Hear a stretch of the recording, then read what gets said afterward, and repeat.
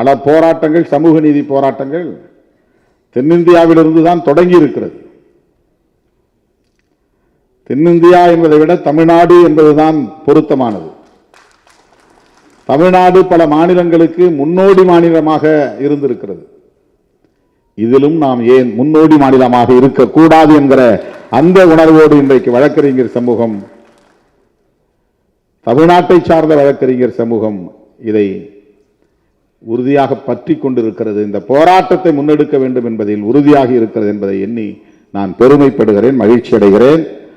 மீண்டும் அதே உறுதியை தர நான் கடமைப்பட்டிருக்கிறேன். நீங்கள் முன்னெடுக்கிற இந்த முயற்சிக்கு விடுதலை சிறுத்தைகள் கட்சி உற்ற துணையாக இருக்கும். உங்களோடு களத்தில் நிற்போம், மக்களோடு இருப்போம். அன்பு சகோதரர் இன்பதுரை அவர்களுக்கும் இதுதான் பதில். கட்சிகளோடு அல்ல, மக்களோடு நிற்போம். மக்களுக்காக போராடுகிறவர்கள் யாராக இருந்தால் என்ன, எந்த அடையாளம் இருந்தால் என்ன, அடையாளம் முக்கியம் அல்ல. கட்சி அடையாளம், சாதி அடையாளம், மத அடையாளம், இவற்றையெல்லாம் தாண்டி சிந்திக்கவும் செயல்படவும் நாம் பக்குவப்பட வேண்டும். இது என்னுடைய வேண்டுகோள். இது யாரும் எந்த கட்சியிலும் இருக்கலாம், எதிர்கொள்கிற போது கைகுலுக்கிக் கொள்ளலாம், அது ஒன்றும் தவறில்லை. உங்கள் கொள்கை உங்களுக்கு, எனது கொள்கை எனக்கு. அது அரசியல் கொள்கை. தேர்தல் அரசியல் அது உத்தி, அது ஸ்ட்ராட்டஜி, அது ஒரு அரசியல் நிலைப்பாடு, அது ஒரு உத்தி.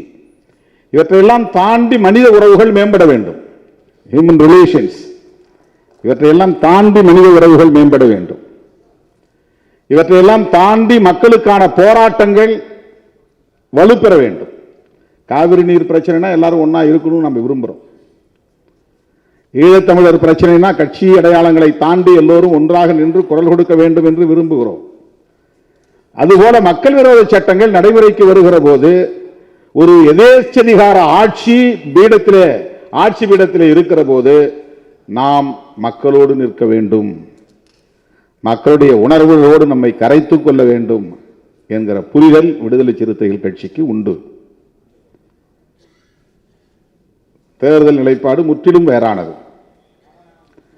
அது வெற்றியை அடிப்படையாக கொண்டது, நாட்டு நலனை அடிப்படையாக கொண்டது, கட்சி நலனை அடிப்படையாக கொண்டது, அந்த நேரத்து காலச்சூழலை அடிப்படையாக கொண்டது.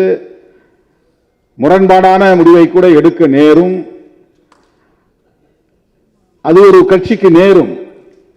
கடுமையா நம்ம விமர்சிப்போம் பிஜேபியை, ஆனா ஒரு காமன் மினிமம் ப்ரோக்ராம் போட்டு அவங்களோட நிற்போம் அப்படின்னு நின்னாங்க. இது ஸ்ட்ராட்டஜி, இது பொலிட்டிக்கல் எலக்டோரல் ஸ்ட்ராட்டஜி. அதை போய் நம்ம எல்லா இடத்துலையும் பொருத்தி பார்க்க கூடாது. That is entirely different. பாதகம் செய்பவரை கண்டால் நாம் பயங்கொள்ளலாகாது பாப்பா, மோதி மிதித்து விடு பாப்பா, அவர் முகத்தில் உமிழ்ந்து விடு பாப்பா. அண்மை செய்திகளை உடனுக்குடன் தெரிந்து கொள்ள இணைந்திருங்கள் இயம்நாடு தொலைக்காட்சியுடன்.